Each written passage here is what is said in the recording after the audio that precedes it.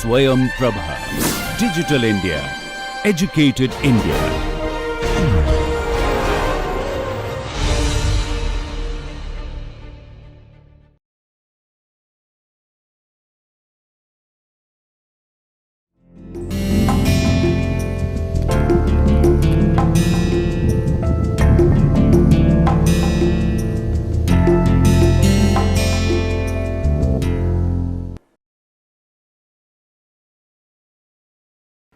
नमस्कार प्रिय छात्रों, मैं आज आपके सामने एक बार फिर उपस्थित हूँ अपने इस कोर्स टाइटल के साथ, जिसका शीर्षक है व्यवहारिक मनोविज्ञान अप्लाइड साइकोलॉजी। और इसका आज ये 28वां सत्र है, लेक्चर नंबर 28। और इसका हमारा आज का शीर्षक है इस सत्र का साइकोलॉजी इन गाइडेंस। और जैसा कि गाइडेंस शब्द से ही प्रतीत होता है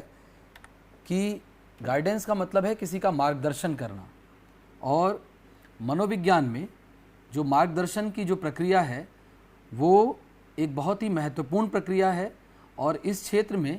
जो साइकोलॉजिस्ट हैं या प्रोफेशनल्स हैं वो बहुत लंबे समय से योगदान देते आ रहे हैं। और चूँकि गाइडेंस किसी भी इंडिविजुअल के ओवरऑल लाइफ में एक बहुत इम्पॉर्टेंट रोल प्ले करता है, इसलिए गाइडेंस की जो प्रक्रिया है उसको बहुत ही सही तरीके से, और हम यहाँ तक कि बहुत सारे मनोवैज्ञानिकों का, एक्सपर्ट्स का ये भी मानना है कि गाइडेंस को अनिवार्य रूप से किया जाना चाहिए विद्यार्थियों के लिए, उनके स्कूल लेवल पर या कॉलेज लेवल पर, इन सभी स्तरों पे गाइडेंस की प्रक्रिया जो है उसको बहुत ही सही ढंग से और अनिवार्य रूप से उसको किया जाना चाहिए। तो आज हम अपने इस सत्र में विशेष रूप से इस बात को समझने का प्रयास करेंगे कि गाइडेंस की जो प्रक्रिया है वो क्या है, और इसके जो दो प्रमुख गाइडेंस के हम कह सकते हैं प्रकार हैं, वो educational guidance as well as vocational guidance, हम उन दोनों की आज बात करेंगे। तो हम सबसे पहले अपने आज के प्रमुख टॉपिक यानी गाइडेंस पर आते हैं। और guidance is assisting the individual to prepare for his future life and to fit him for his place in society. तो जैसा कि ये जो परिभाषा है ये कहीं ना कहीं एक बहुत ही वृहद परिभाषा है, एक बहुत बड़ी परिभाषा है। उसका कारण ये है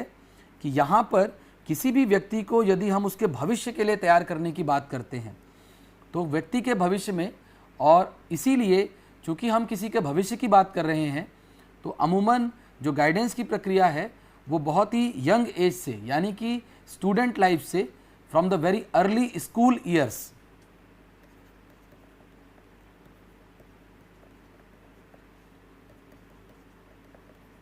अर्ली स्कूल ईयर्स से ही हम बात करते हैं कि गाइडेंस की प्रक्रिया शुरू होनी चाहिए। और इसके बाद जब हम किसी भी स्टूडेंट को उसके यंग एज में जब उसको हम तैयार करना चाहते हैं उसके भविष्य के लिए,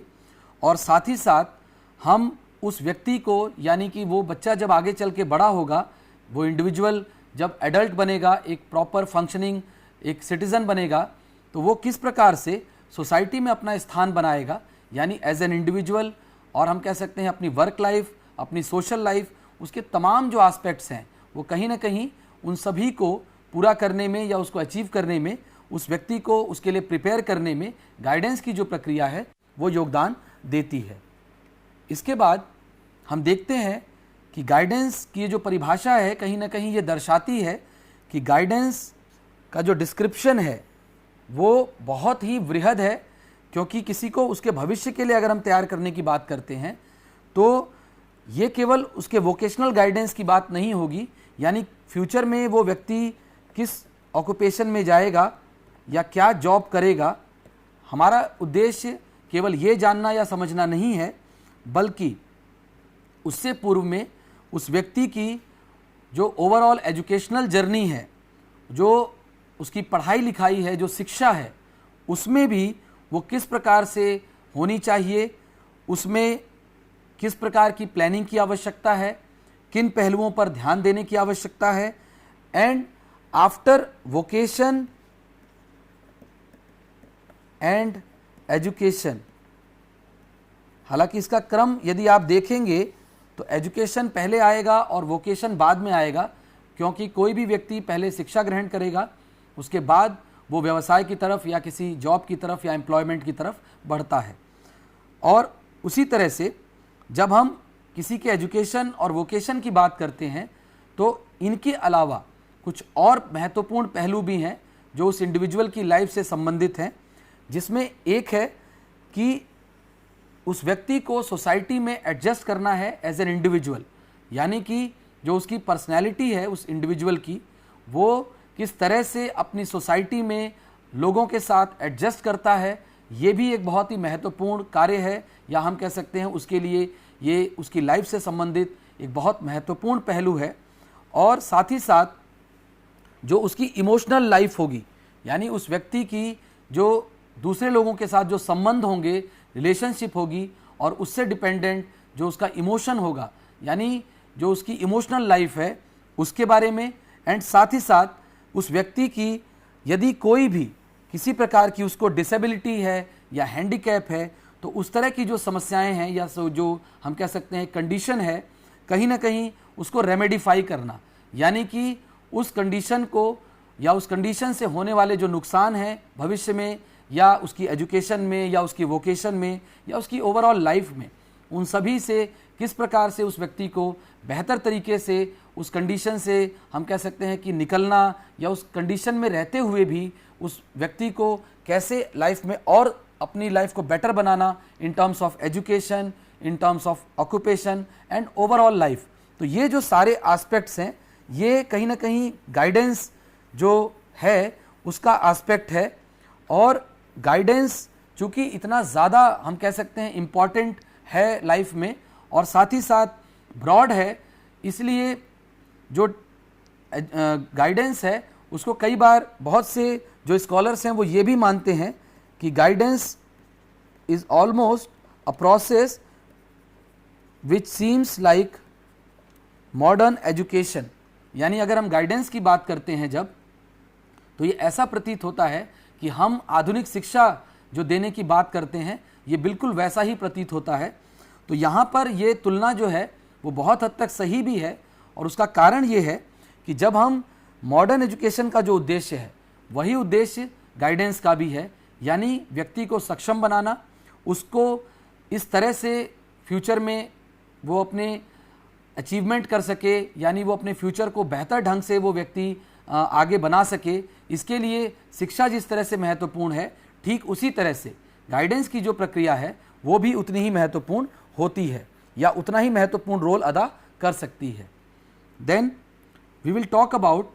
द रोल ऑफ स्कूल्स। अब स्कूल जो है वो किसी विद्यार्थी के जीवन में बहुत महत्वपूर्ण रोल प्ले करते हैं, और ये इसलिए भी है क्योंकि स्कूल जो है वो एक सोशलाइजेशन का एजेंट भी होता है, यानी जो सामाजिकरण की प्रक्रिया है,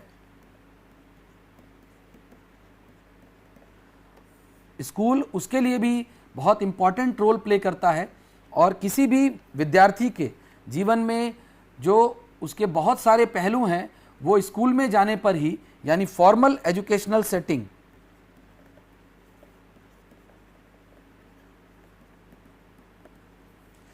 में जाने पर ही वो व्यक्ति या वो इंडिविजुअल या वो बच्चा जो चाइल्ड है, जो स्टूडेंट है, वो इस तरह की जब सेटिंग में पहुंचता है तो वो बहुत कुछ वहाँ नया सीखता है। हालांकि कई बार हम ये देखते हैं कि parents as well as teachers और सोसाइटी में भी बहुत से लोग कई बार ये राय रखते हैं, या इस प्रकार की उनकी ये धारणा होती है that school is all about learning and this learning is limited towards books और academic learning। इस प्रकार का अक्सर आपको देखने को मिलेगा that जो लोग हैं, यानी कि वो पेरेंट्स भी हो सकते हैं, कुछ टीचर्स भी हो सकते हैं, वो स्कूल का मैनेजमेंट भी हो सकता है, वो हमारी सोसाइटी के लोग भी हो सकते हैं। तो यानी कि ये कहीं ना कहीं ये इस प्रकार की एक धारणा कई बार लोगों में होती है that schools are meant for this kind of learning, that is academic learning, book learning, और basically preparing an individual intellectually only, यानी कि उसको केवल इस तरह से तैयार करना कि उसका नॉलेज ज़्यादा हो जाए, वो कल को कोई जॉब हासिल कर सके या अपनी एक पहचान बना सके। बट जब हम स्कूल्स के रोल को ब्रॉडर वे में देखते हैं तो हमें ये मिलता है that schools are actually responsible for holistic development. एक छात्र का, एक स्टूडेंट का जो टोटल डेवलपमेंट है, एक सर्वांगीण विकास, विद्यालयों की ये महती भूमिका है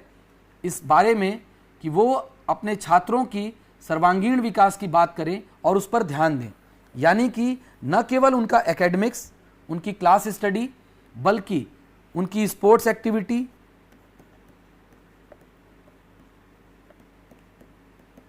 और अन्य कोई भी जो उनकी एबिलिटीज़ हैं या एक्स्ट्रा करिकुलर उनकी हम कह सकते हैं एक्टिविटीज़ हैं या लाइफ स्किल्स हैं,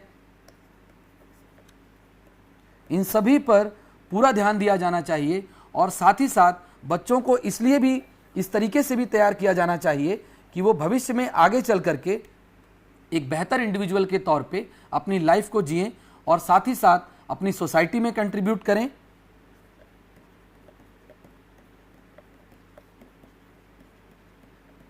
एंड कंट्रीब्यूट टू नेशन।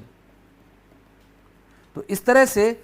जो भी वो स्टूडेंट है या चाइल्ड है वो आगे चल करके जब वो स्कूल से आगे निकलता है, जब वो वहाँ से बाहर निकलता है, तो वो एक कैपेबल इंडिविजुअल के तौर पे वहाँ से निकले, एक ऐसे इंडिविजुअल के तौर पे निकले जिसका होलिस्टिक डेवलपमेंट हुआ हो और वो अपने उस डेवलपमेंट के भरोसे वो सोसाइटी को कंट्रीब्यूट करे और नेशन को कंट्रीब्यूट करे। तो कहीं ना कहीं स्कूल्स का जो ब्रॉडर पर्सपेक्टिव है या हम कह सकते हैं जो उद्देश्य है वो ये होता है।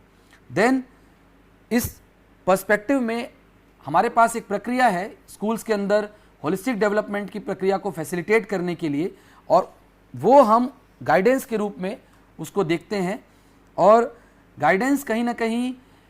एक नॉर्म होना चाहिए, यानी कि हमें एक ऐसी व्यवस्था बनानी चाहिए। बहुत से एक्सपर्ट्स का ये मानना है एजुकेशन की क्षेत्र में भी और साइकोलॉजी के क्षेत्र में भी कि गाइडेंस जो है वो अनिवार्य रूप से कराया जाना चाहिए। यानी सभी स्कूलों में, कॉलेजेस में, जितने भी एजुकेशनल इंस्टीट्यूट्स हैं,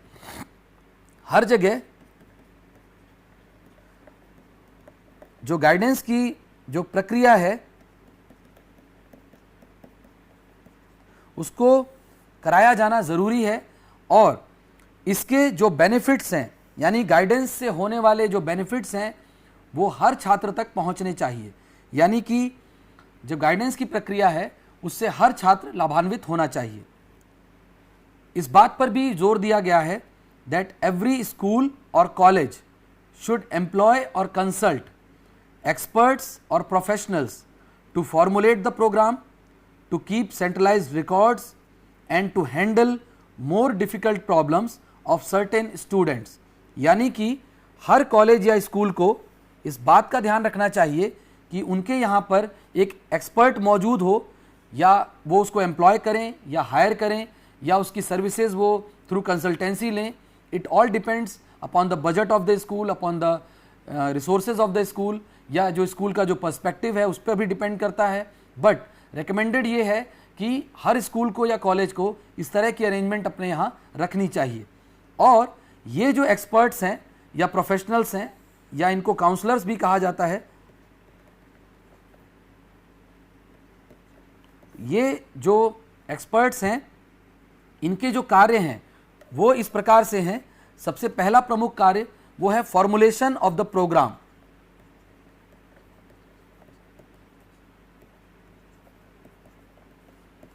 और जो प्रोग्राम की यहाँ पर बात हो रही है that is about guidance programme,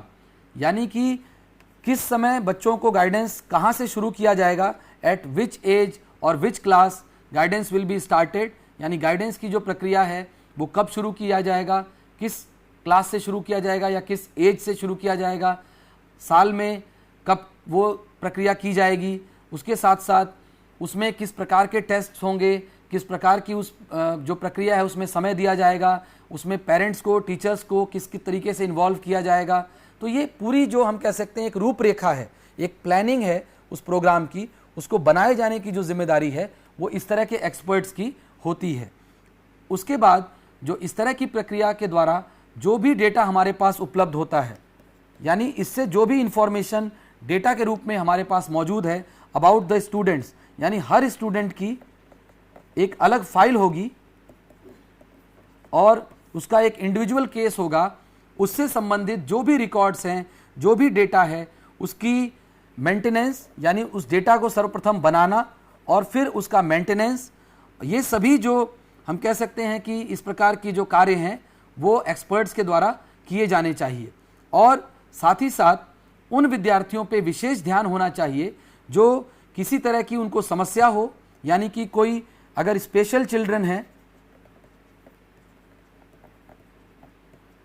उनको अगर किसी तरह की कोई विशेष दिक्कत है जिसकी वजह से वो ओवरऑल जो उनकी स्कूलिंग है उसमें दिक्कत आती है, suppose children who are visually challenged और इम्पेयर्ड और hearing problem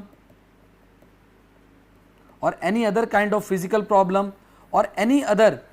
if we say उसको किसी तरह की उस बच्चे को कोई कंडीशन है या कोई प्रॉब्लम है जिसकी वजह से उसकी जो स्टडीज़ हैं वो अफेक्टेड होती हैं, या जो उसकी स्कूल की जो परफॉर्मेंस है या स्कूल में जो उसका बिहेवियर है वो अफेक्टेड होता है। इसके अलावा स्कूल के ही अंदर जो यंग पॉपुलेशन है स्टूडेंट्स की, after a certain period of time, जब वो 11 to 12 ईयर्स को क्रॉस करते हैं, तो उस समय ये बच्चे एडोलेसेंट स्टेज में एंटर करते हैं,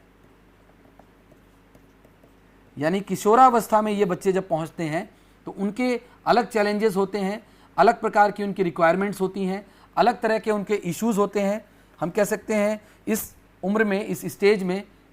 बच्चों के बहुत सारे इमोशनल इश्यूज होते हैं। तो इस प्रकार से हमें ये देखना चाहिए कि ऐसे जो बच्चे हैं उनको किस प्रकार से ध्यान दिया जा सकता है, किस तरह से उनको हम उनकी जो समस्याएं हैं उनको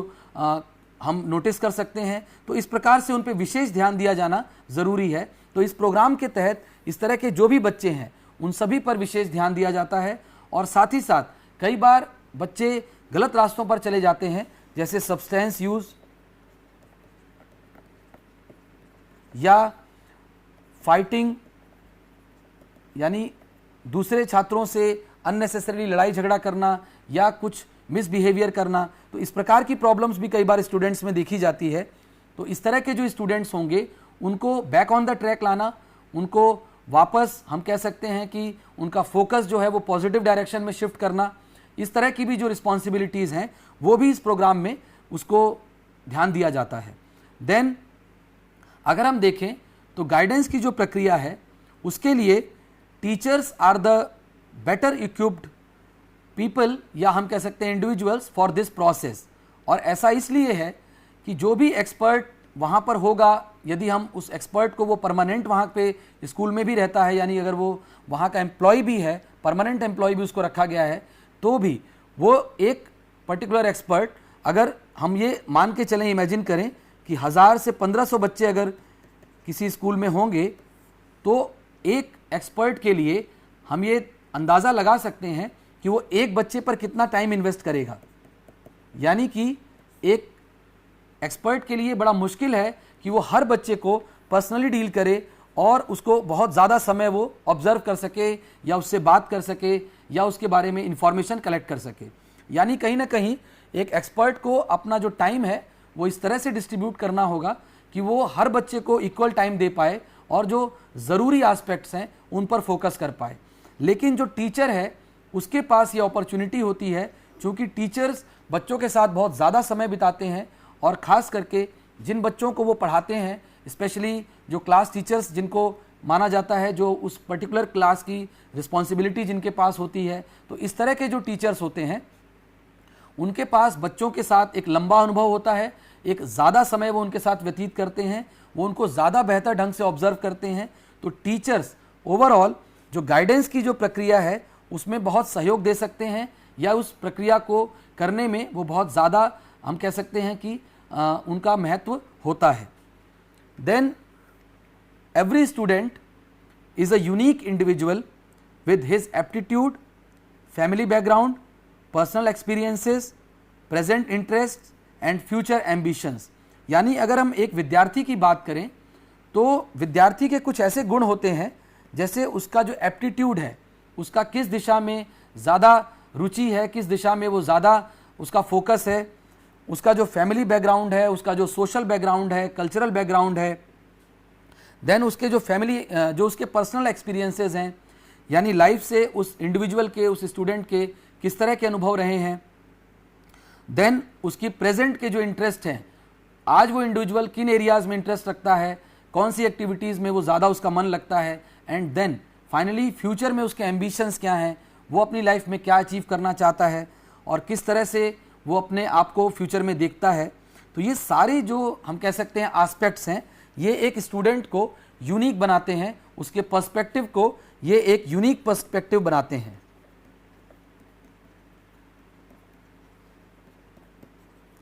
तो कहीं ना कहीं जो गाइडेंस जो एक्सपर्ट दे रहे हैं, यानी जो काउंसलर इस क्षेत्र में कार्य कर रहे हैं गाइडेंस के एरिया में, उनके लिए ये महत्वपूर्ण है कि वो हर बच्चे को एक इंडिविजुअल के तौर पर देखें और हर छात्र की जो नीड्स हैं उसके अनुसार उसको गाइड करें या उसकी जो गाइडेंस की प्रक्रिया है उसको पूर्ण करें। देन हम ये देखते हैं कि गाइडेंस की जो प्रक्रिया है, it is not about giving orders और strongly urging the individual to make a certain decision. यानी कि अगर हम ये बात करें यहाँ पर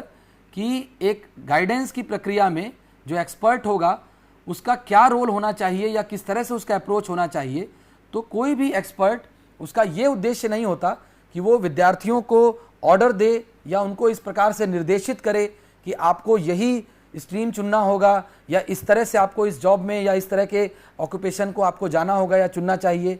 या उसको बहुत ज़्यादा वो स्ट्रांगली इन्फ्लुएंस करने का भी प्रयास न करे। बल्कि ये जो पूरी प्रक्रिया है इसमें जो बच्चा है यानी जो स्टूडेंट है उसको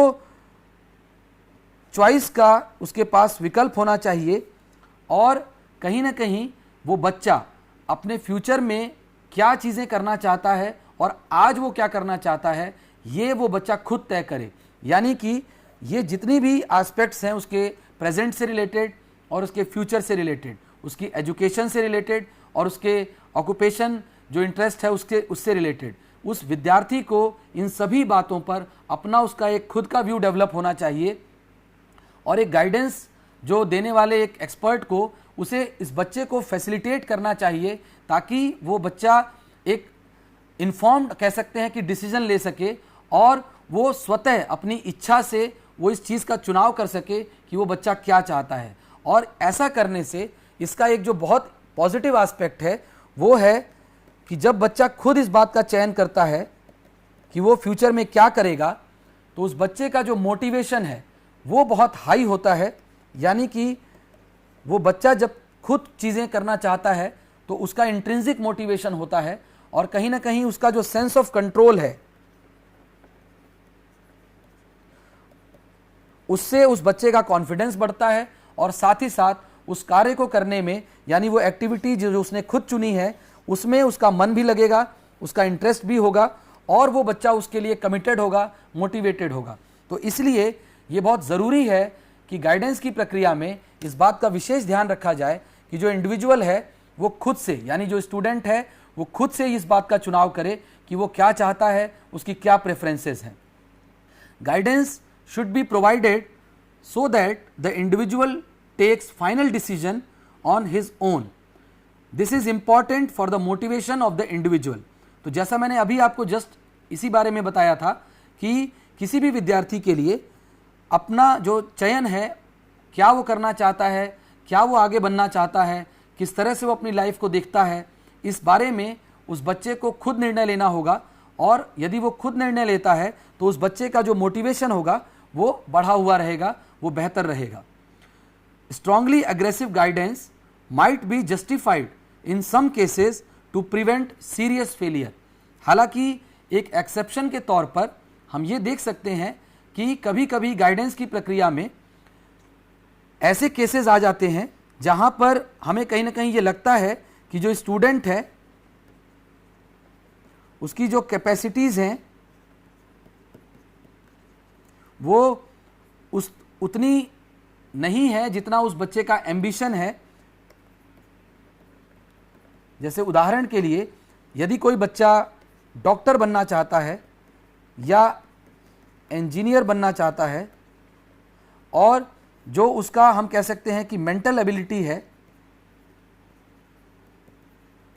इन टर्म्स ऑफ एकेडमिक इंटेलिजेंस की अगर हम बात करें सिर्फ, तो अगर as a teacher, as a counsellor, as an expert आपको ये लग रहा है कि वो बच्चा जो है उसके अंदर ये कैपेसिटीज़ नहीं है कि वो आगे चल करके जो डॉक्टर बनने के लिए जो भी रिक्वायरमेंट्स हैं वो पूरी कर पाएगा, तो ऐसे में उस बच्चे का जो एम्बिशन है डॉक्टर बनने का या कोई अदर प्रोफेशनल बनने का, और आपके अनुसार वो उसकी योग्यता नहीं रखता और उससे वो काफ़ी नीचे है उसके जो योग्यताएं जो चाहिए उसके हिसाब से, तो ऐसे में उस बच्चे को सही समय पे बता दिया जाना चाहिए कि आप इस प्रोफेशन में मत जाइए, ये प्रोफेशन आपके लिए नहीं है, या कहीं ना कहीं आप किसी दूसरे और बेहतर प्रोफेशन को चुनिए। तो शुरुआत में उस बच्चे को हम कह सकते हैं कि उसको बुरा भी लग सकता है, उसको इस बात से झटका लग सकता है, परंतु लॉन्गर रन में ये उस बच्चे के फ्यूचर के लिए एक अच्छा स्टेप होगा। बिकॉज आज अगर उस बच्चे को इस बात से अवगत नहीं कराया गया कि आप इस क्षेत्र में मत जाइए या इस क्षेत्र में जाने की प्लानिंग मत करिए, तो आगे चल करके जब वो बच्चा उस क्षेत्र में जाने का प्रयास करेगा और उसके लिए एफर्ट्स करेगा और उस स्टेज पे जब उस बच्चे को फेलियर का सामना करना पड़ेगा, तो उस समय उस बच्चे के पास बैक में जाने का विकल्प नहीं होगा और कहीं ना कहीं वो बच्चा वहाँ पर उसका ब्रेकडाउन हो सकता है या उसका मोटिवेशन लेवल कम हो सकता है, या फिर कहीं ना कहीं वो बच्चा जो है ओवरऑल अपने फ्यूचर को लेकर के बहुत ज़्यादा दुविधा में पड़ सकता है या उसका जो कॉन्फिडेंस है वो बहुत ज़्यादा नीचे आ सकता है। तो ऐसे में हमें सही समय पर सही टाइम पे उस बच्चे को इस बारे में अवेयर कराना चाहिए। यदि ऐसा कोई केस है तो वहाँ पर एक काउंसलर या जो एक एक्सपर्ट है जो गाइडेंस की सर्विस प्रोवाइड कर रहा है, उसके लिए ये हम कह सकते हैं कि ये एक एक्सेप्शन है जहाँ पर वो उस बच्चे को स्ट्रांगली रेकमेंड कर सकता है कि आप इस क्षेत्र में मत जाइए या ये कार्य आपके लिए नहीं है या इस तरह की जो स्ट्रीम है वो आप उसमें कॉम्पीट नहीं कर पाएंगे। तो इस तरह का, हालांकि बहुत रेयरली इस तरह के हम कह सकते हैं कि केसेस आते हैं, बट जब भी आते हैं तो उनको बिल्कुल फर्मली डील किया जाना चाहिए ताकि उस बच्चे का भविष्य जो है उसको उस भविष्य में उसको बेहतर जो ऑप्शंस उसके लिए हो सकते हैं उनका चुनाव वो बच्चा कर सके। Then guidance must be done on purely scientific principles, यानी कि गाइडेंस की जो प्रक्रिया है वो बिल्कुल साइंटिफिक प्रिंसिपल्स पर आधारित होकर की जानी चाहिए और इसमें किसी भी तरह का कोई हंच या कोई गेस वर्क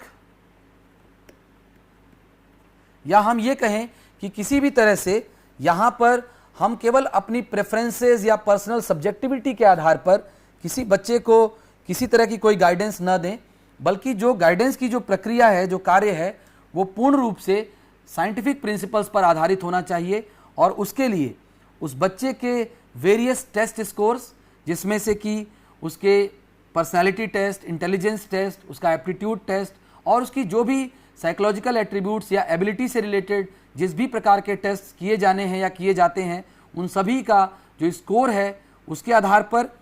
उसका जो एकेडमिक परफॉर्मेंस है और साथ ही साथ उसका प्रीवियस एकेडमिक रिकॉर्ड है, उसके आधार पर उस बच्चे के नॉन इंटरेस्ट जिसके बारे में अब आपको पता चल चुका है एज एन एक्सपर्ट, आप उसको उस बच्चे से बात करके, उस बच्चे से आपने तमाम इन्फॉर्मेशंस लेके, उसके टीचर्स से बात करके, उसके क्लासमेट्स से बात करके, उसके पेरेंट्स से बात करके, तमाम तरीक़ों से जो आपने इन्फॉर्मेशन इकट्ठी की है उसके आधार पर जो आपको पता चला है कि उस बच्चे का इंटरेस्ट एरिया है वो उसको ध्यान में रखते हुए, साथ ही साथ उस बच्चे से संबंधित जितनी भी जानकारी है, जो सटीक जानकारी है, उसको इकट्ठा करते हुए और उस बच्चे का जो बैकग्राउंड है, उसका फैमिली बैकग्राउंड, उसका सोशल बैकग्राउंड, कल्चरल बैकग्राउंड, हर डिटेल जो उस बच्चे से संबंधित है, उन सभी डिटेल्स को लेने के बाद और उसका एनालिसिस करने के बाद और एग्जिस्टिंग जो हमारे पास एविडेंसेस हैं और जो भी हमारे पास हम कह सकते हैं कि जो रिसर्च फाइंडिंग्स हैं, उनके आधार पर उस बच्चे को सही गाइडेंस दिया जाना चाहिए, प्रॉपर गाइडेंस दिया जाना चाहिए और ये जो प्रक्रिया होगी ये कहीं ना कहीं साइंटिफिक प्रिंसिपल्स के अकॉर्डिंग होगी और इस तरीके से हम बच्चे को सही दिशा में हम कह सकते हैं कि आगे बढ़ा सकते हैं। Guidance process requires to be carried out by the trained professional, यानी कि यहाँ पर जो इम्पॉर्टेंट है वो ये ध्यान देने योग्य है कि गाइडेंस की जो प्रक्रिया है वो एक एक्सपर्ट के द्वारा की जाए, जो इस क्षेत्र में नॉलेज रखता हो, उसके पास प्रॉपर ट्रेनिंग हो, और साथ ही साथ ये जो एक्सपर्ट है ये कहीं ना कहीं अपने इस कार्य को करने में सक्षम है पूरी तरह से, या हम ये कह सकते हैं कि ये व्यक्ति उस कार्य को किस तरीके से सही ढंग से किया जाना चाहिए, इसका अनुभव उसके पास है। तो इस तरह के व्यक्ति के द्वारा ही गाइडेंस की प्रक्रिया को पूर्ण किया जाना चाहिए। और यहाँ पर दो बातों का विशेष ध्यान रखना है कि गाइडेंस के दौरान हमें इंस्पिरेशनल केवल हमारा कोट करना या किसी को केवल इंस्पिरेट कर देना ही, किसी को केवल उसका आत्मविश्वास बढ़ा देना ही हमारा कार्य नहीं है, बल्कि यहाँ पर पूरी तरह से उसकी डिटेल्स, रिकॉर्ड्स और उसकी जो पर्सनल डिटेल्स हैं, उसकी प्रेफरेंसेस हैं, उसकी जो पर्सनैलिटी है, जो उसका इंटेलिजेंस है, जो उसकी एबिलिटीज़ हैं, उन सभी क्षमताओं के आधार पर उस व्यक्ति के लिए यानी उस इंडिविजुअल स्टूडेंट के लिए क्या बेटर है, क्या सबसे अच्छा होगा, इसका उसको सुझाव देना, इस बारे में उसको अवगत कराना, ये वहाँ पर रोल है। और इस पूरी प्रक्रिया में जो सब्जेक्टिविटी है, यानी कि किसी भी एक्सपर्ट के या टीचर के या पेरेंट्स के जो पर्सनल व्यूज़ हैं या जो पर्सनल प्रेफरेंसेस हैं, उनको इस गाइडेंस की प्रक्रिया में इन्वॉल्व नहीं करना चाहिए, बल्कि इसको प्योरली इस तरह से चलने देना चाहिए ताकि बच्चा अपनी जो उसकी पर्सनल जो इंटरेस्ट है, जो उसकी कैपेबिलिटीज़ हैं, उसके अकॉर्डिंग वो बच्चा चयन कर सके। Then counsellor should have access to all the data and it is also good to have more data than missing out something important. यानी काउंसलर के पास हर प्रकार की जो सूचना एक विद्यार्थी से संबंधित होती है, वो उसके पास उसका एक्सेस होना चाहिए, और साथ ही साथ उस काउंसलर को ये भी प्रयास करना चाहिए कि वो उस स्टूडेंट से संबंधित जितनी अधिक से अधिक सूचनाएं हो सकें उनको वो कलेक्ट करे, चाहे वो उसकी पर्सनैलिटी, उसके इंटेलिजेंस, उसका एप्टीट्यूड, उसका इंटरेस्ट, या उसके इमोशंस, या उसका जो ओवरऑल एडजस्टमेंट, या उसका फैमिली बैकग्राउंड, इस प्रकार की जितनी भी डिटेल्स हो सकती हैं वो सभी उस बच्चे के बारे में जो एक एक्सपर्ट को कलेक्ट करनी चाहिए। और साथ ही साथ इन सभी बातों में कुछ ऐसी भी सूचनाएं हो सकता है आपके पास एज एन एक्सपर्ट आ जाएं जिनका कोई बहुत उद्देश्य या कोई बहुत फ़ायदा ना हो गाइडेंस की प्रक्रिया में, बट ये माना जाता है that it is good to have extra data, यानी ज़्यादा डेटा आप रख लीजिए जिसका इस्तेमाल ना हो, बट आप कोई इंपॉर्टेंट डेटा चूक जाएं, इसलिए ये ज़्यादा इंपॉर्टेंट है कि आप डेटा जो है उसको मिस ना करें, बल्कि आप एक्सेस डेटा कलेक्ट कर लेने की कोशिश करें ताकि कौन सा डेटा कब रेलेवेंट हो जाएगा, किस डिसीजन मेकिंग में, किस प्रोसेस में कब किस डेटा का काम आएगा वहाँ पर। तो इसलिए ज़्यादा से ज़्यादा बच्चे के बारे में जो इन्फॉर्मेशन है वो कलेक्ट की जानी चाहिए। Then it is also advised कि काउंसलिंग की प्रक्रिया में, यानी जो इंटरव्यूअर जो काउंसिल कर रहा है बच्चे को, गाइडेंस दे रहा है, उसको इस इंटरव्यू की प्रक्रिया में जब वो बच्चे से इंटरेक्ट करता है तो उसके बाद उसको रिकॉर्ड जो बनाना है उस बच्चे का, यानी उस बच्चे ने क्या बताया, उसकी प्रेफरेंसेस क्या हैं, उसका ओरिएंटेशन क्या है, वो बच्चा क्या समझता है, क्या सोचता है, इस प्रकार की जो भी इम्पॉर्टेंट इन्फॉर्मेशंस हैं वो ठीक इंटरव्यू के तुरंत बाद रिकॉर्ड की जानी चाहिए। अगर ऐसा नहीं किया जाता है तो कई बार इन्फॉर्मेशन के मिस आउट होने की या इन्फॉर्मेशन के मिक्सअप होने की, क्योंकि इस तरह का जो इंटरेक्शन की जो प्रक्रिया है, इंटरव्यू की जो प्रक्रिया है, वो कहीं ना कहीं काउंसलर एक ही दिन में कई बच्चों का इंटरव्यू या इंटरेक्शन करता है। तो ऐसे में यदि वो ठीक इंटरव्यू के बाद अगर वो उस बच्चे का रिकॉर्ड मेंटेन नहीं करता है तो आगे चल करके वो उस बच्चे से संबंधित क्रिटिकल इन्फॉर्मेशंस लूज कर देगा। इसलिए ये ज़रूरी है कि वो उस बच्चे से जो भी संबंधित इंपॉर्टेंट इन्फॉर्मेशन है उनको उसी मोमेंट पे वो वहाँ पे रजिस्टर करे या रिकॉर्ड करे, और फ्यूचर में जब भी इस इन्फॉर्मेशन की रिक्वायरमेंट होगी तो ये रिकॉर्डेड होगी अगर ये इन्फॉर्मेशन, तो वहाँ से उस इन्फॉर्मेशन को देखा जा सकेगा। क्योंकि ऐसा हो सकता है कि आज वो एक्सपर्ट वहाँ पर मौजूद है, कल को अगर वो किसी और संस्थान में चला गया या वो बच्चा कहीं और चला गया तो वहाँ पर भी उसका वो रिकॉर्ड मंगा कर देखा जा सकता है। तो इस प्रकार से कहीं ना कहीं ये जो प्रक्रिया है इसमें इन बातों का ध्यान रखा जाना ज़रूरी है, यानी जो रिकॉर्ड मेंटेनेंस है वो बहुत इंपॉर्टेंट है गाइडेंस की प्रक्रिया में। Then guidance process should be initiated at the early stage and continue thereof, यानी कि जो गाइडेंस की प्रक्रिया है वो बहुत ही यंग एज से शुरू होनी चाहिए और इसके लिए बहुत वेट नहीं किया जाना चाहिए। और इसके पीछे जो लॉजिक है वो ये है दैट जो बच्चे हैं उनके अंदर इनिशियल लेवल पर बहुत सारे हम कह सकते हैं कि ऐसे बिहेवियर्स हो सकते हैं या इस प्रकार की उनके हम कह सकते हैं ओरिएंटेशंस हो सकते हैं जिनको उस समय पर बदलने की ज़रूरत है या बदलने की आवश्यकता है या उसमें उसी समय वर्क करने की ज़रूरत है जब वो बच्चा अपने फॉर्मेटिव ईयर्स में होता है, यानी शुरुआती दिनों में होता है। तो उस समय उसको कोई नई चीज़ सिखाना या कोई नए उसको एरिया में उसका इंटरेस्ट डेवलप होना, इसके बहुत चांसेस होते हैं। जबकि आगे चल करके अगर काफ़ी लेटर स्टेज पे ये काम किया जाए, यानी गाइडेंस की प्रक्रिया काफ़ी आगे चल के अगर की जाए, तो वहाँ पे जो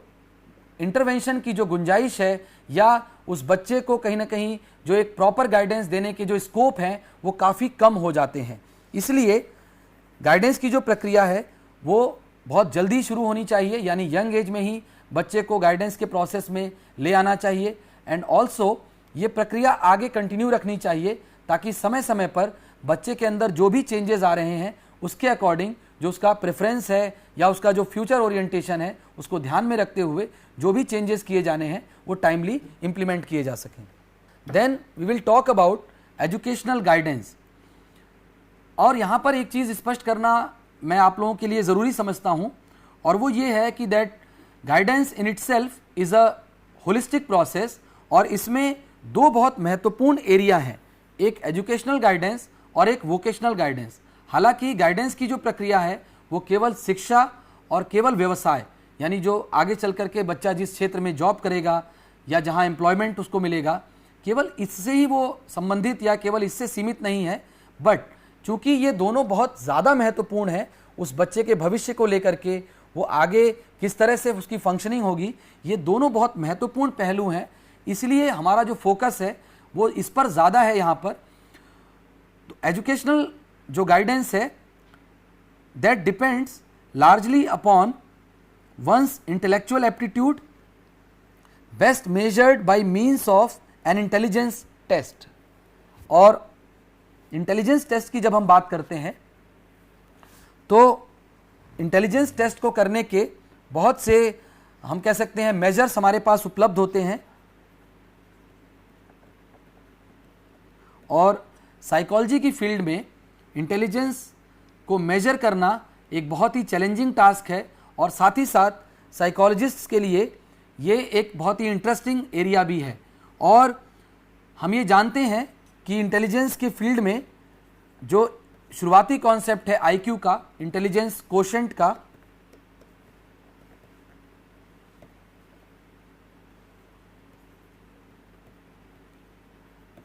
उस पर आधारित होते हुए बहुत सारे इंटेलिजेंस के टेस्ट बनाए गए हैं। और साथ ही साथ इंटेलिजेंस की बहुत सारी थियरीज हैं जिसमें जनरल मेंटल एबिलिटी की बात की जाती है,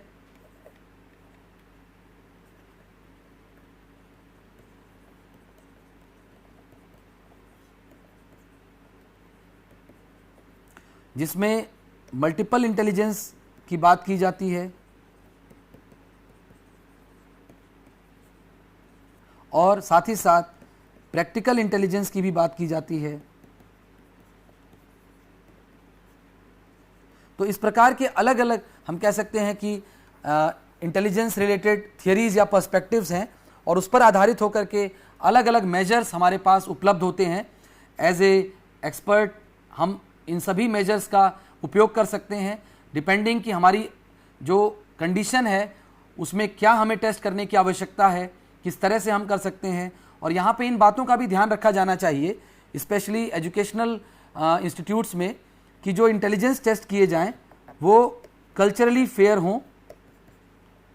यानी कि किसी भी पर्टिकुलर बैकग्राउंड के बच्चे को उसके कल्चरल बैकग्राउंड या उसका जो सोशल बैकग्राउंड है उसकी वजह से उस बच्चे को किसी भी तरीके से उसके साथ डिस्क्रिमिनेशन नहीं होना चाहिए, और उसकी इंटेलिजेंस की जो हम कह सकते हैं कि जो मेजरमेंट है वो प्रभावित नहीं होनी चाहिए। तो इस प्रकार से इस बात का भी ध्यान रखा जाना चाहिए कि जो टेस्ट या मेजर्स हम यूज़ कर रहे हैं वो पूरी तरह से उस बच्चे के साथ जस्टिस कर रहे हों, यानी उसके जो इंटेलिजेंस है उसको हम एक्यूरेटली, जितना अधिक हो सके उतना एक्यूरेटली हम मेजर करने का प्रयास करें। और साथ ही साथ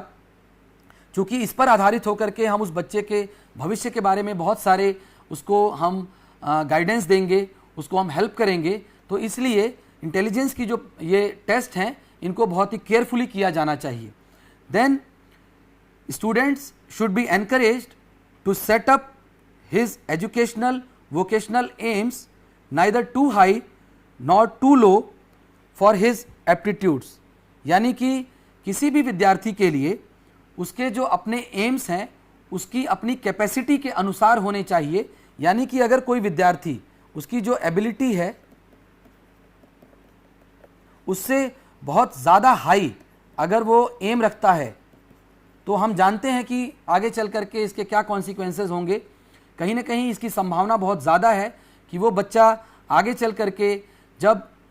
फ्यूचर में कोई कार्य करने जाएगा या किसी ऑक्यूपेशन में वो जाएगा तो वहाँ पर उसको डिफ़िकल्टीज़ आएंगी, क्योंकि उस बच्चे का जो एम है उसके अकॉर्डिंग उसकी जो एबिलिटी है वो उससे मैच नहीं करती, और इस वजह से उस बच्चे को फेलियर का सामना करना पड़ सकता है आगे चल करके। तो ऐसे में आगे चल करके उसको फेलियर ना मिले, इसके लिए ये ज़रूरी है कि इस बात का ध्यान रखा जाए कि वो बच्चा कहीं ना कहीं जो है अपने इंटरेस्ट के अनुसार और साथ ही साथ अपनी कैपेसिटी और एबिलिटी को ध्यान में रखते हुए वो अपने प्रोफेशन का या अपने एजुकेशनल फील्ड का चयन करे। साथ ही साथ यदि उस बच्चे का जो इंटेलेक्चुअल लेवल है या जो उसकी कैपेसिटी है अगर वो उससे काफ़ी कम वो चुनाव करता है तो ऐसे में एक और दिक्कत सामने आती है, और वो ये है कि वो बच्चा समय के साथ चूंकि उसको प्रॉपर चैलेंज नहीं मिलता,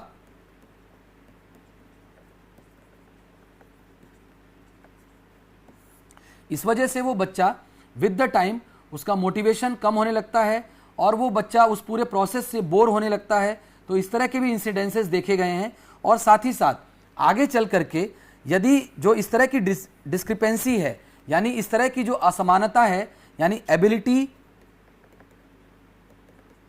योग्यता, कैपेसिटी और उसका जो बच्चे का जो एम है, अगर उसके बीच में कोई बहुत ज़्यादा डिस्क्रिपेंसी होगी देन जो आगे चल करके उसके जो कॉन्सिक्वेंसेस होंगे सिर्फ एजुकेशन के ही फील्ड में नहीं बल्कि आगे चल करके जब वो बच्चा किसी भी पर्टिकुलर ऑक्यूपेशन में जाएगा तो वहाँ पर भी इस डिस्क्रिपेंसी की वजह से उस बच्चे को दिक्कत आएगी और वो अपने काम में या तो उसके लिए वो ओवर क्वालिफाइड हो जाएगा या फिर उस कार्य के लिए वो अंडर क्वालिफाइड हो जाएगा। तो ऐसे में दोनों ही परिस्थितियों में उस बच्चे के लिए दिक्कत होगी। Then in educational guidance focus should be on identifying specific abilities as well as general aptitude, यानी कि एजुकेशनल गाइडेंस देते वक्त इस बात पर ध्यान होना चाहिए कि उस बच्चे के अंदर कौन कौन से स्पेशल एप्टीट्यूड्स हैं, किस तरह की स्पेशल एबिलिटी उसके अंदर है, क्या उसके अंदर किसी एक्स्ट्रा करिकुलर एक्टिविटी में सपोज म्यूजिक, डांस और एनी काइंड ऑफ आर्ट और any kind of craft work और एनी काइंड ऑफ स्पोर्ट या इस तरह की कोई भी उसके अंदर या कोई और अदर स्किल, कोई उसके अंदर मैकेनिकल स्किल या कंप्यूटर रिलेटेड स्किल्स, इस तरह के कोई स्किल्स उसके अंदर मौजूद हैं या इंटरपर्सनल स्किल्स, इस तरह के बहुत सारे जो स्किल्स हैं अगर वो उस बच्चे के अंदर मौजूद हैं, वो उस बच्चे के अंदर ये एबिलिटीज़ हैं, तो कहीं ना कहीं इन एबिलिटीज़ को भी आइडेंटिफाई किया जाना ज़रूरी है और साथ ही साथ उस बच्चे का जो जनरल एबिलिटी है उसको भी आइडेंटिफाई किया जाना चाहिए ताकि वो बच्चा फ्यूचर में क्या उसका स्कोप है उसके लिए और वो किस तरह से अपनी एजुकेशन को कंटिन्यू कर सकता है, उसमें कौन से ऑप्शंस ले सकता है, कौन से ऑप्शंस उसके लिए बेटर होंगे और साथ ही साथ वो अपने फ्यूचर में कौन सा ऑक्यूपेशन सेलेक्ट करे ताकि उसको अपने उस ऑक्यूपेशन में उसको सफलता मिलने के चांसेस, उसमें उसकी जो ओवरऑल एडजस्टमेंट है वो बेहतर हो। अब हम बात करेंगे about vocational guidance and vocational guidance is probably one of the most important decision in one's life, because जो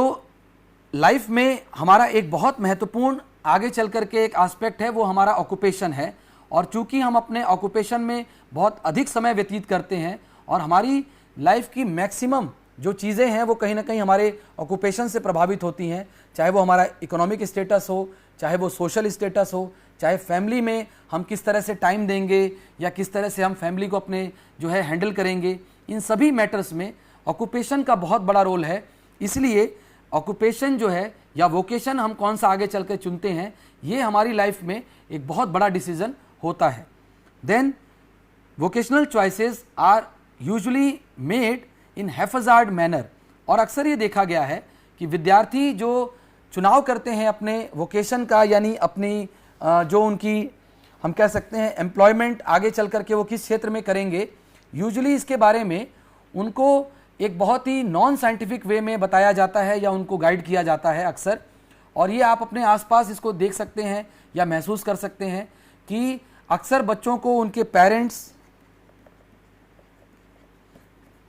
फ्रेंड्स जिनको वो फॉलो करते हैं या जिनको एडमायर करते हैं, या रिलेटिव्स या आइडियल्स, इस तरह के बहुत सारे हम कह सकते हैं कि उनको देखने के बाद या उनको कहीं ना कहीं उनसे कोई एडवाइस मिलने के बाद बच्चे अमूमन अपना जो ऑक्यूपेशन है या जो उनका कहीं ना कहीं जो वोकेशनल इंटरेस्ट है वो उसको उसी हिसाब से चुनते हैं। बट ये हम इसको मानते हैं कि कहीं ना कहीं ये एक हम कह सकते हैं नॉन साइंटिफिक तरीका है, और जो सही तरीका है उसमें बच्चे की प्रॉपर जो एबिलिटीज़ हैं उसके अकॉर्डिंग, उसके इंटरेस्ट के अकॉर्डिंग और उसकी जितनी भी पर्सनल एट्रीब्यूट्स हैं उनको ध्यान में रखते हुए उस बच्चे के सामने सभी ऑप्शंस मौजूद होने चाहिए, और उसके बाद वो बच्चा उनमें से जब सेल्फ उसका जो एक हम कह सकते हैं इंक्लिनेशन जिस तरफ होता है, जब वो उस एरिया को चुनता है तो वो उसके जो रिजल्ट्स आते हैं वो ज़्यादा बेटर होंगे। Then this issue becomes important as economic society becomes more complex, यानी कि चूंकि हमारी जो सोसाइटी है अब उसकी जो इकोनॉमिक पैटर्न है वो बहुत कॉम्प्लेक्स होता जा रहा है, और आजकल हम देखते हैं कि it is all about specialisation, और स्पेशलाइजेशन में जो एफिशिएंसी है वो बहुत ज़्यादा डिमांड की जाती है, और ऐसे में जब इंडिविजुअल उस पर्टिकुलर एरिया में अगर उसकी एफिशिएंसी ज़्यादा नहीं है तो यदि वो उस तरह के फील्ड में जाने का प्रयास करता है और वो उस फील्ड में आगे चल करके प्रॉपर परफॉर्मेंस नहीं दे पाता है तो ये उस इंडिविजुअल के लिए भी सही नहीं होगा और उस प्रोफेशन या उस ऑर्गेनाइजेशन के लिए भी ये सही नहीं होगा। Therefore the problem is not only of employment but the human aspect, यानी कि केवल उस जो स्टूडेंट या जो वो अब आगे चल करके जो वो व्यक्ति है वो केवल कौन सी नौकरी करेगा यही उसमें इम्पॉर्टेंट नहीं है, बल्कि वहाँ पर यह भी ध्यान दिया जाना चाहिए कि उसका जो ओवरऑल लाइफ है, यानी जो उसकी लाइफ का जो अदर इम्पॉर्टेंट एस्पेक्ट्स हैं, जैसे कि उसका जो सेटिस्फेक्शन होगा लाइफ में या जो उसका हैप्पीनेस होगा, वो चीज़ों को भी किस तरह से उसके ऑक्यूपेशन से वो मैच करें ताकि उसका ओवरऑल सेटिस्फेक्शन, ओवरऑल जो उसका हैप्पीनेस इंडेक्स है वो हाई रहे। तो इस प्रकार की चीज़ों का भी वोकेशनल गाइडेंस के दौरान ध्यान दिया जाना चाहिए। Merely making or arriving at a vocational choice is no guarantee that it has been done accurately, यानी कि यदि हम केवल वोकेशनल किसी भी चॉइस को अगर हम अपना लेते हैं एज एन इंडिविजुअल तो ये इस बात की गारंटी नहीं है कि हमने जो चयन किया है जिस एरिया का या जिस ऑक्यूपेशन का वो चयन हमने सही किया है। इसके लिए ज़रूरी है कि हम जितनी भी इंफॉर्मेशंस हमारे पास हैं वो सभी प्रॉपर हमारे पास उन इंफॉर्मेशंस को ध्यान में रखते हुए उनको एनालाइज करते हुए हमारा जो प्रॉपर वोकेशनल हमारी गाइडेंस है उसके बेसिस पर जब हम वेल इन्फॉर्म्ड वे में अपना चॉइस बनाते हैं then only we can say कि वो कहीं ना कहीं हमारा एक बेटर चॉइस है, ये ज़्यादा एक्यूरेट चॉइस है। इस प्रकार से vocational selection should be done only after thorough study and individual should find out all about the nature and requirements of vocation and match his own capacities and interests with these, यानी कि अगर इसको एक उदाहरण के साथ हम समझना चाहें तो अगर किसी मशीनरी में हम उसको बिना ऑयल के उस मशीनरी को ऑपरेट करें, यानी सपोज कोई इंजन है या कोई मशीन है या सपोज एक मोटर इंजन है, अगर उस मोटर इंजन को विदाउट ऑयल अगर हम उसको चलाने का प्रयास करेंगे तो वी नो कि क्या होगा, यानी उस इंजन में ब्रेकडाउन हो जाएगा और वो इंजन प्रॉपरली कार्य नहीं करेगा। तो उसी तरह से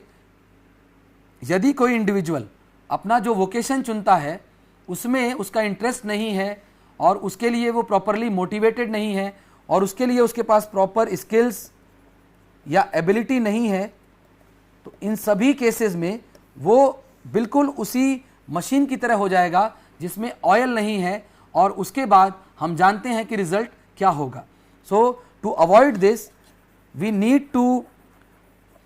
have proper vocational guidance and that is why it is advised that individuals should consult a vocational counselor or expert for vocational guidance। यानी vocational guidance लेने के लिए individuals को expert की मदद लेनी चाहिए जो उस क्षेत्र में सर्विस प्रोवाइड करते हैं regarding vocational guidance, और प्रॉपरली वो हर बात का ध्यान रखते हुए ये देखते हैं कि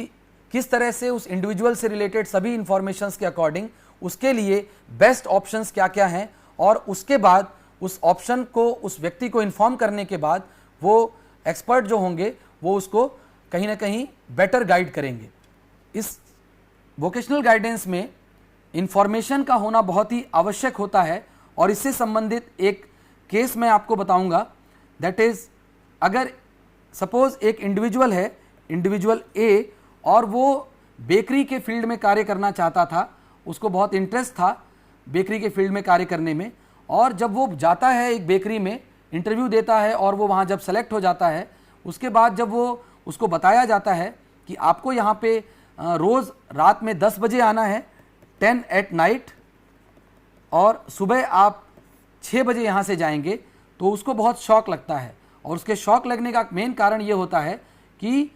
उसको ये पता ही नहीं था कि बेकरी में यदि वो काम करना चाहेगा तो उसको नाइट में काम करना होगा, क्योंकि बेकरी के जितने भी प्रोडक्ट्स हैं वो रात में बनाए जाते हैं ताकि सुबह सुबह वो फ्रेश प्रोडक्ट्स बाहर जा कर के डिस्ट्रीब्यूट किए जा सकें। तो ऐसे में उस बच्चे के पास यानी उस व्यक्ति के पास ये पूरी इन्फॉर्मेशन नहीं थी, तो इस वजह से उसका जो चॉइस है वो कहीं ना कहीं in the lack of information वो सही तरीके से अपनी चॉइस नहीं बना पाया। अनदर केस इज, एक लड़की जो नर्स बनना चाहती है, वो जब नर्स की ड्यूटी करने लगती है तो विद इन अ वीक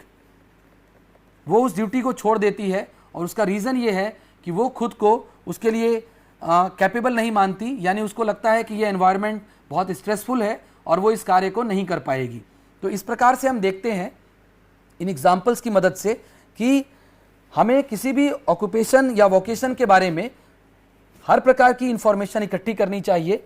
कि वो ऑक्यूपेशन कैसा है, उसकी वर्क कंडीशंस कैसी हैं, ताकि हम जो अपनी चॉइसेस बना रहे हैं उसमें हम हर प्रकार से आफ्टर ऑल द इंफॉर्मेशंस हम वो चॉइसेस बनाएं। और ये सोर्स ऑफ इंफॉर्मेशन जो हमें मिलती हैं ये by making a personal visit to industry और organisation, then attending expert talks और गैदरिंग्स और मीटिंग्स। हम एक्सपर्ट्स के द्वारा जहाँ पर टॉक दिया जा रहा है या गैदरिंग हो रही है या मीटिंग हो रही है हम उसको अटेंड कर सकते हैं, वहाँ के थ्रू हम इंफॉर्मेशन गेन कर सकते हैं। Then also we can interact with man in leading vocations, यानी उस पर्टिकुलर क्षेत्र में जिसमें हम इंटरेस्टेड हैं उसमें जो दूसरे लोग कार्य कर रहे हैं, बेहतर कार्य कर रहे हैं, हम उनसे बात कर सकते हैं, उनसे हम इंटरेक्ट कर सकते हैं, उनसे हम सूचनाएं ले सकते हैं। We can also consult books, bulletins and other printed sources, इनके माध्यम से हम सूचनाएं ले सकते हैं। Then online sources, official websites, अगर हम किसी पर्टिकुलर इंडस्ट्री या किसी पर्टिकुलर एरिया में कार्य करना चाहते हैं तो उसके लिए हमारे पास इंटरनेट की सुविधा है, ऑनलाइन हम इंफॉर्मेशन सर्च कर सकते हैं, उस पर्टिकुलर ऑर्गेनाइजेशन की वेबसाइट पर जाकर हम उसे सर्च कर सकते हैं, वहाँ की वर्क कंडीशंस के बारे में हम पता कर सकते हैं। Then we should be able to know every small detail, यानी कि हमें इस बारे में प्रयास करना चाहिए कि हमारे पास उस वोकेशन से संबंधित एक पूरी कंप्लीट पिक्चर हमारे पास अवेलेबल है। केवल उसके हम कह सकते हैं कि अच्छे पहलू या उसके जो फैसिनेटिंग जो लगने वाले जो एस्पेक्ट्स हैं, केवल अगर हमें उसके बारे में जानकारी है और जो उसकी डिफ़िकल्टीज़ हैं या जो उसके चैलेंजेस हैं या जो उसमें एडवर्सिटीज़ हैं, अगर उनके बारे में हमारे पास जानकारी नहीं है तो कहीं ना कहीं ये हमारे लिए एक दिक्कत हो सकती है और आगे चल करके हमें इन बातों की वजह से जो हमारा डिसीजन होगा वो कहीं ना कहीं उसमें दिक्कत आ सकती है। Then we will talk about the factors affecting vocational choice. और इनमें जो पहला फैक्टर है दैट इज अगेन इंटेलिजेंस। और जैसा कि हमने अभी थोड़ी देर पहले भी बात की कि हमारी इंटेलिजेंस जो है उसी के आधार पर हमारी एजुकेशनल चॉइसेस भी होती हैं। तो आगे चल करके इसकी बहुत प्रोबेबिलिटी है कि अपनी इंटेलिजेंस के आधार पर ही हम वोकेशन भी चुनेंगे। और कहीं ना कहीं इसमें एक और बात का ध्यान रखा जाना चाहिए and that is the concept of emotional intelligence, क्योंकि इंटेलिजेंस के साथ साथ इमोशनल इंटेलिजेंस भी एक बहुत इंपॉर्टेंट फैक्टर है which is important in choosing our vocation. और इमोशनल इंटेलिजेंस कहीं ना कहीं इस बात को इंश्योर करता है कि हम अपने वर्क को बेहतर ढंग से कर पाएंगे और उसमें हमारे जो सक्सेस के जो चांसेस हैं वो ज़्यादा होंगे। Then comes personality. और पर्सनैलिटी के बारे में ये देखा गया है दैट अगर एक एग्जाम्पल हम लें तो जो ट्रेट्स हैं बिग 5 ट्रेट्स, उसमें अगर हम एक्स्ट्रावर्जन की बात करें तो जो सेल्स की जॉब होती हैं, यानी सेल्स पर्सन की जो जॉब होती हैं, या कोई ऐसी जॉब जहां पर सोशल इंटरेक्शन बहुत ज़्यादा है, where we are suppose to meet new people and lot of people, हमें जब उनसे डील करना होता है तो जो इंडिविजुअल्स एक्स्ट्रावर्जन के स्केल में हाई होते हैं उनके लिए इस तरह की जॉब्स ज़्यादा सूटेबल होती हैं। तो हम ये देख सकते हैं कि कहीं ना कहीं पर्सनैलिटी भी एक इम्पॉर्टेंट फैक्टर है इन चूजिंग अवर वोकेशन। तो पर्सनैलिटी को ध्यान में रखते हुए we need to choose our vocation. Then interest, हमारा इंटरेस्ट किस एरिया में है, किस पर्टिकुलर जॉब को हम ज़्यादा पसंद करते हैं, किस तरह के एरिया में वी आर मोर इंटरेस्टेड। तो उस तरह के एरिया में जब हम अपना वोकेशन चुनते हैं तो कहीं ना कहीं हमारे जो सक्सेस है, हमारा जो ओवरऑल सेटिस्फेक्शन है वो हाई रहता है। Then special aptitudes, based on our special abilities and aptitudes, जब हम अपना प्रोफेशन चुनते हैं या ऑक्यूपेशन चुनते हैं then chances of success and chances of being satisfied with the work are higher. Also physical capacity, जब हम फिजिकल कैपेसिटी की बात करते हैं तो फिजिकल जो हमारी कैपेसिटी है उसके आधार पे जब हम अपने कार्य का चयन करते हैं तो कहीं ना कहीं उस कार्य में यदि आने वाली जो हम कह सकते हैं जो वर्कलोड है वो फिजिकली बहुत स्ट्रेनफुल है, तो ऐसे में हमें कहीं ना कहीं अपनी शारीरिक क्षमता को ध्यान में रखते हुए जॉब सीख करना चाहिए या सेलेक्ट करना चाहिए। उसके बाद एक और फैक्टर है दैट इज जेंडर। जेंडर भी एक इंपॉर्टेंट फैक्टर हो जाता है कई बार, बिकॉज इस तरह से अगर हम देखें तो जेंडर किसी भी जॉब को चुनने में कोई उसकी वजह से कोई ऑब्स्ट्रक्शन नहीं आना चाहिए। यानी आइडियली हमें एक ऐसी सोसाइटी, एक ऐसा अरेंजमेंट बनाना है जहां पर जेंडर की वजह से किसी को भी किसी भी तरह के वोकेशन में या किसी भी तरह के प्रोफेशन में जाने में दिक्कत नहीं आनी चाहिए। बट स्टिल अगर हम एक वोकेशनल गाइडेंस के तौर पे, अगर हम एक एक्सपर्ट के तौर पे कार्य कर रहे हैं तो हमें इंडिविजुअल्स को इस बारे में अवेयर कराना होगा दैट आप जिस फील्ड में जा रहे हैं उस पर्टिकुलर फील्ड में आपके पर्टिकुलर जेंडर के कितने उसमें पार्टिसिपेशन है, यानी कि क्या वहाँ पर पार्टिसिपेशन लो है या हाई है। तो ऐसे में जब आप उस प्रोफेशन में जाते हैं तो आप क्या एक्सपेक्ट करें वहाँ पर, बिकॉज आपके प्रोफेशन में सपोज अगर हम किसी एक पर्टिकुलर प्रोफेशन की बात करें और वहाँ पर अगर मेल डोमिनेंस है